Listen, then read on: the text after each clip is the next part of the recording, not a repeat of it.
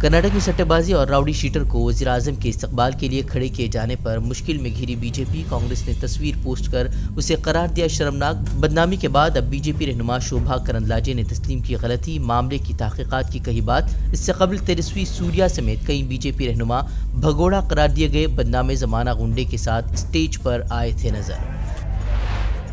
کرناٹک کے ہاویری میں ہندوتوا تنظیموں نے ریلی کے دوران مسلم علاقے میں کیا پتھراؤ، مسجد کو بھی بنایا گیا نشانہ، 5 افراد زخمی، پولیس نے 20 افراد کو گرفتار کرنے کا کیا دعویٰ، حالات پر قابو پانے کا بھی پولیس کا دعویٰ۔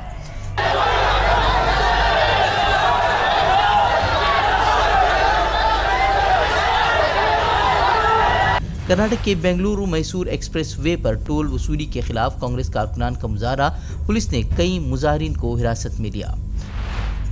مہاراشٹر اسمبلی کے احاطے میں لو جہاد کو لے کر رکن اسمبلی ابو عاصم اعظمی اور نتیش رانے کے مابین تلخ بحث۔ گزشتہ دنوں ممبئی میں ہندوتوا شرپسند عناصر نے ریلی نکال کر مسلمانوں کے خلاف کھلے عام کی تھی اشتعال انگیز بیان بازی۔ بی جے پی رہنما نتیش رانے نے بھی کی تھی ریلی میں شرکت۔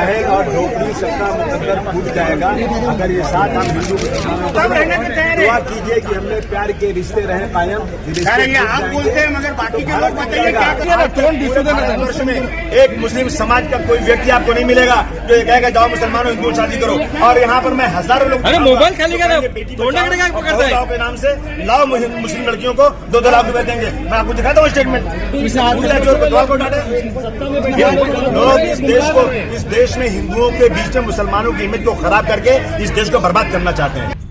ہم جنس شادیوں کو قانونی تسلیم کرنے کی عرضی پر اب سپریم کورٹ کی 5 رکنی آئینی بینچ کرے گی سماعت۔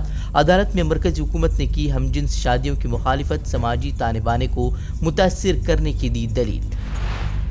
مسلم پرسنل لاء بورڈ نے بھی ہم جنس شادیوں پر ظاہر کیا اپنا رد عمل، کہا ایسا مطالبہ کسی بھی مذہب کے لیے قابل قبول نہیں کوئی مہذب سماج اسے کر سکتا ہے گوارا، اخلاقی اقدار کے بھی منافی عمل قرار دیا۔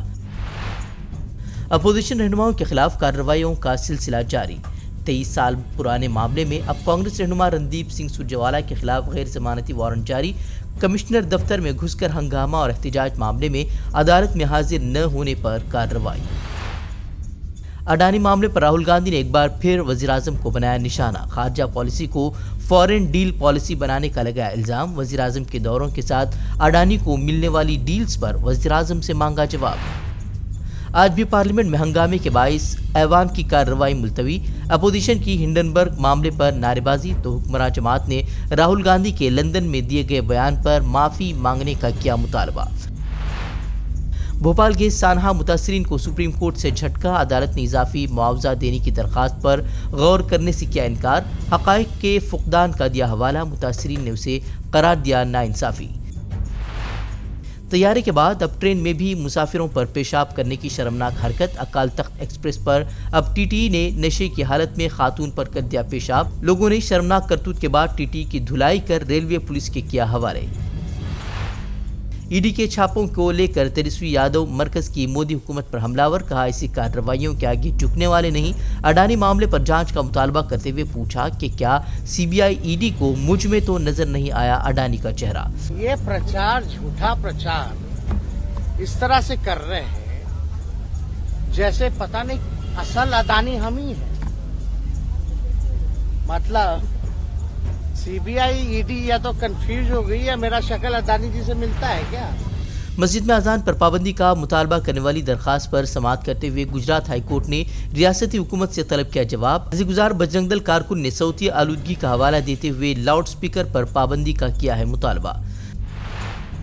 دیوالیہ کی کگار پر پہنچے پاکستان میں سیاسی جنگ جاری، اب توشہ خانہ کیس میں عمران خان کی گرفتاری کے لیے ان کی رہائش گاہ پر پہنچی پولیس، پی ٹی آئی کارکنان اور پولیس کے درمیان تصادم، عمران خان نے ویڈیو جاری کر عوام سے جدوجہد جاری رکھنے کی اپیل کی۔ میں آپ کی یہ جنگ لڑ رہا ہوں، میں تو اپنی ساری زندگی جنگ لڑی اور لڑتا رہوں گا، لیکن اگر مجھے کچھ ہوتا ہے یا جیل میں جاتا ہوں یا مار دیتے ہیں تو آپ نے یہ ثابت کرنا ہے کہ عمران خان کے بغیر بھی یہ قوم جدوجہد کرے گی، اور یہ بدترین غلامی ان چوروں کی اور یہ جو ایک آدمی فیصلے کر رہا ہے اس ملک کے، یہ کبھی آپ قبول نہیں کریں گے۔